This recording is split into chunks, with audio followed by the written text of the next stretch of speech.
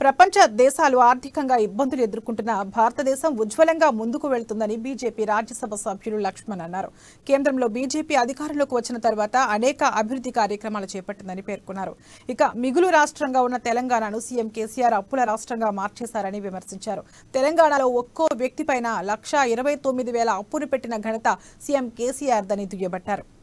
కోట్ల మందికి 2014 నుంచి సాధించిన విజయాలు స్వచ్ఛ భారత్ మిషన్ కింద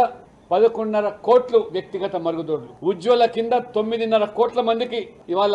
పేద కుటుంబాలకు గ్యాస్ పంపిణీ, మరి 110 కోట్ల మందికి 220 కోట్ల మరి కోవిడ్ వ్యాక్సినేషన్, 48 కోట్ల మందికి జన్ధన్ ఖాతాలు, పీఎం సురక్ష బీమా, పీఎం జీవన్ జ్యోతి కింద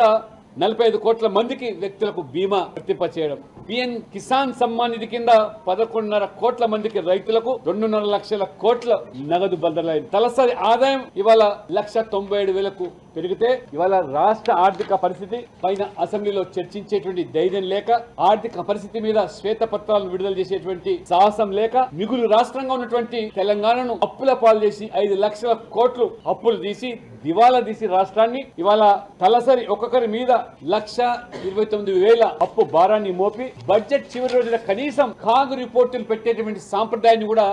తిలోదకాలు ఇచ్చేసి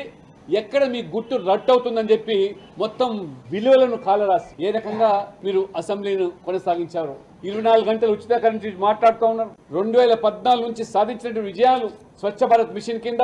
11.5 కోట్లు వ్యక్తిగత మరుగుదొడ్లు, ఉజ్వల కింద 9.5 కోట్ల మందికి ఇవాళ పేద కుటుంబాలకు గ్యాస్ పంపిణీ, మరి 110 కోట్ల మందికి 220 కోట్ల మరి కోవిడ్ వ్యాక్సినేషన్, 48 కోట్ల మందికి జన్ధన్ ఖాతాలు, పీఎం సురక్ష బీమా, పీఎం జీవన్ జ్యోతి కింద